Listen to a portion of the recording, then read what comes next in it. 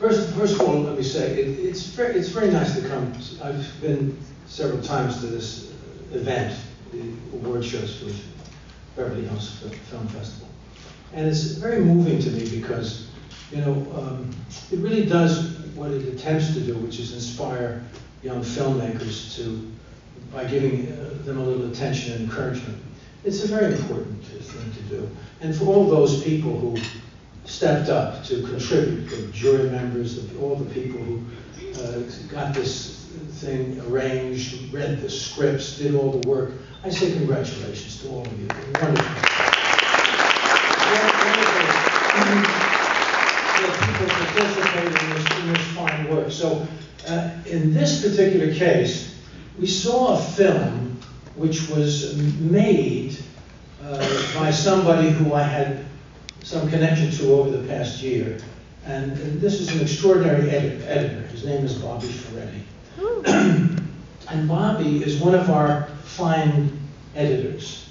And whenever you make a film, when an actor makes a film, somebody said to me, what's the difference between stage acting and film acting? And I said to them, well, the difference between stage acting and film acting is, as a film actor, I'm having a conversation with an editor. That's it.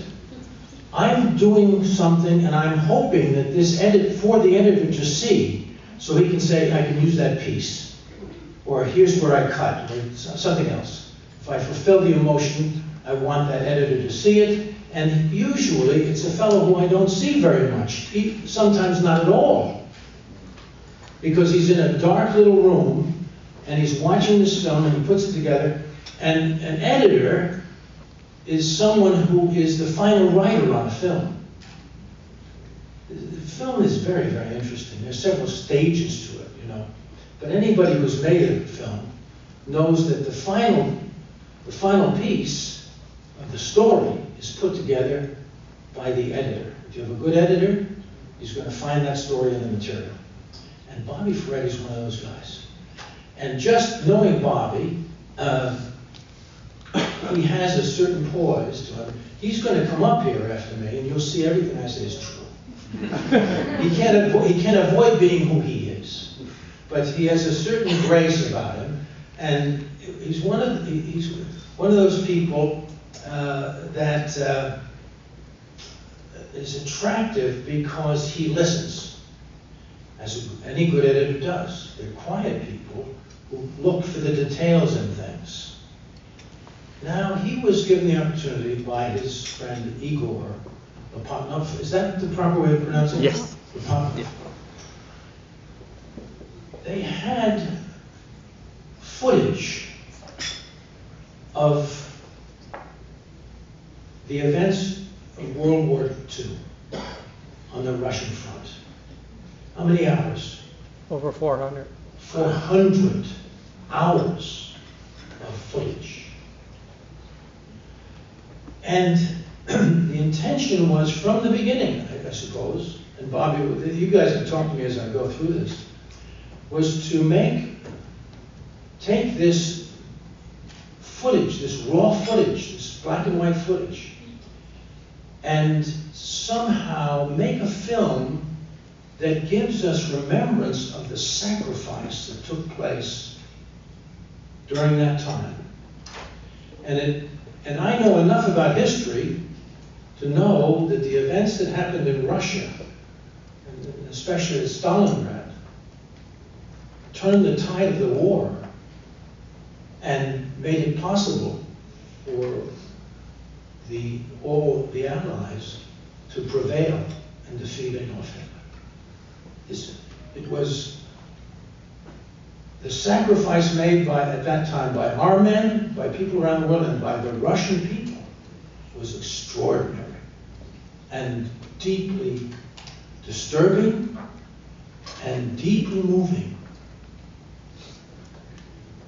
And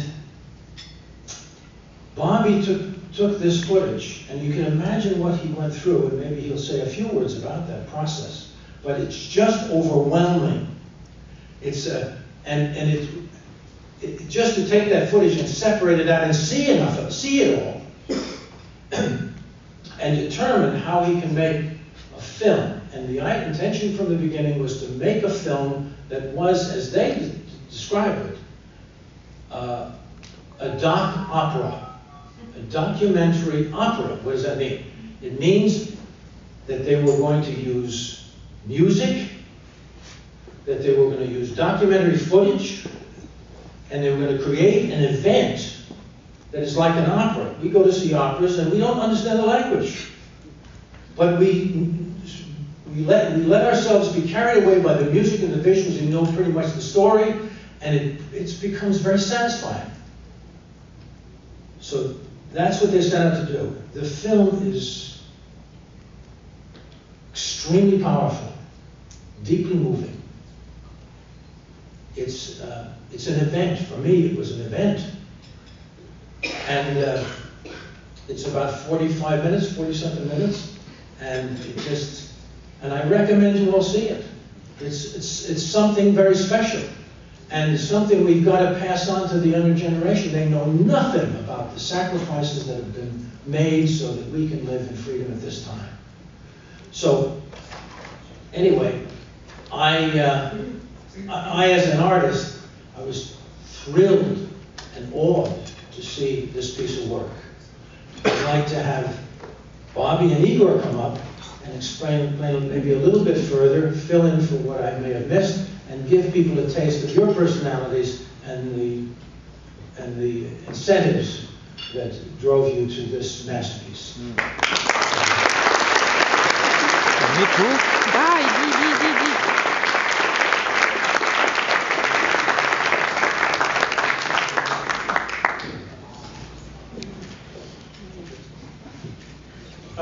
First, let me deeply thank Stephen and John for believing in this and for working very hard for their support to get this seen. And let me thank Nino and Adam for scrambling around at the last minute to find a slot for us. And for everyone who came out on a Thursday afternoon at 3 o'clock on a work week to see this.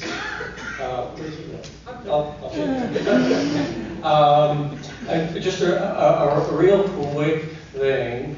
I was working on a film with Igor, 3D animated film, and when we were done, he says, "You know, I have this pet project where I have over 400 hours of unseen footage that we discovered in the archives in Russia.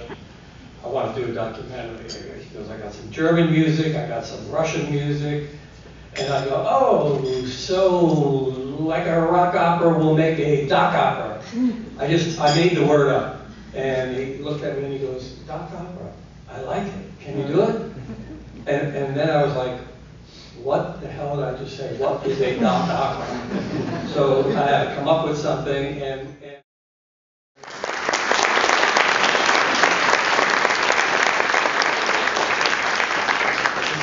nicest editor in Hollywood. I'm very honored to work with Bob in this movie, and thank you, Julie, thank you, Beverly Hills Film Festival, for such recognition. And yes, it was very different. It's masterpiece. It's art.